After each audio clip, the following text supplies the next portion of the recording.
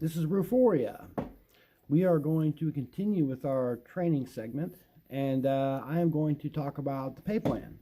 All right, so here's how we do it at Eagle Restoration. You'll be a W-2 employee, and your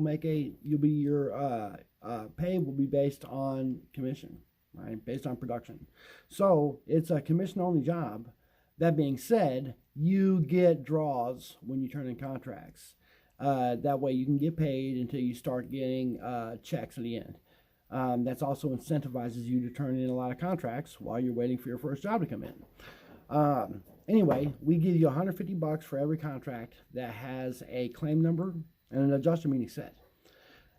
So when you get the contingency agreement signed, make sure you get the claim called in. That way you also get the claim number, so you can turn that in and get paid for it that week. So you'll turn in a pay request every time you turn in a contract, and you'll ask for your $150 draw on it.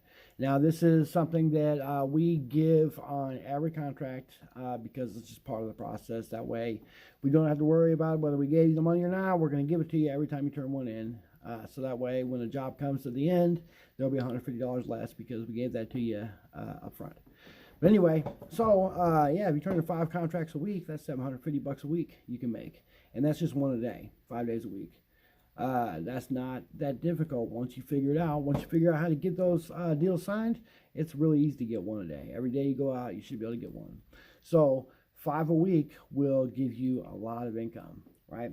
We're looking at doing a 30-day challenge immediately, as soon as people start on. The 30-day challenge is kind of a probationary period, right? And we're just trying to see how many contracts you can get turned in that 30 days. See if this is good for you, if it's a good fit for you. And we're not going to know unless you go out there and put in a lot of repetition and you learn how to do it and figure it out. So we are putting you in a position to really learn by forcing you the first 30 days to really go out there and produce what you can. But anyway, so you'll be making a percentage of gross profit after on the commission on the sale, right? So, and it's a incentivized structure to get you to produce, right? And it's to set you up to incentivize you to get to that $1 million mark, right? If you make $1 million, if you sell $1 million, right? Once you hit $1 million in sales, you make 50% of gross profit, right? You start out at 30. Every 250,000, you go up 5% on your gross profits. So, or I mean on your cut.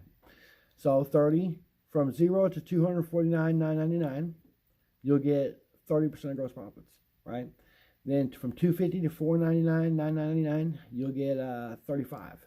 From 500 to 749,999, you'll get 40. From 750 to 999,999, you'll get 45. And once you hit $1 million, you're at 50. So that's the idea. And then next year, when you come back, whatever rate you're at, you will start there, right? So let's say you sold 800,000 last year and you were in the 45% bracket. You'll stay in the 45% bracket. However,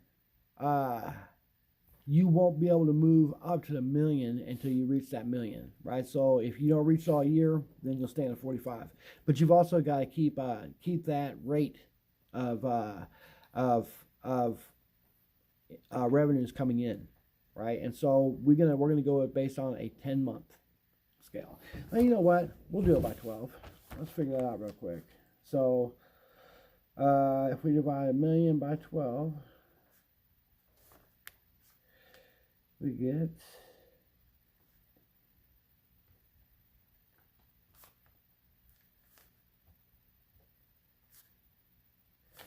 all right.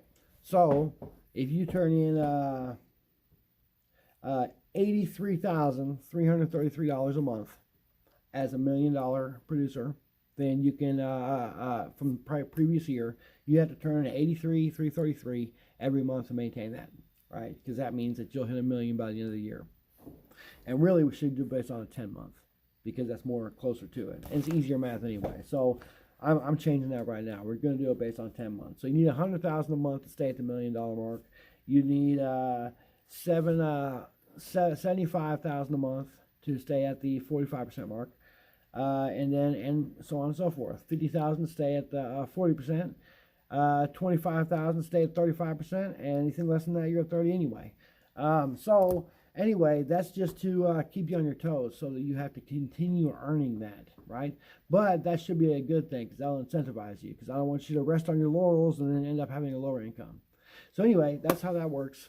And yeah, so you'll get paid at the end of the job when we get paid in full, right? That's when you get paid the rest of the money. So let's say you made $1,000 on the job, and you got paid 150 when you first got the check, or when you first turned in the job, you got 150. So then 2 months later, when we have the whole job built all the way out, you get the other 850, right? And that's how that works. Anyway, that's that.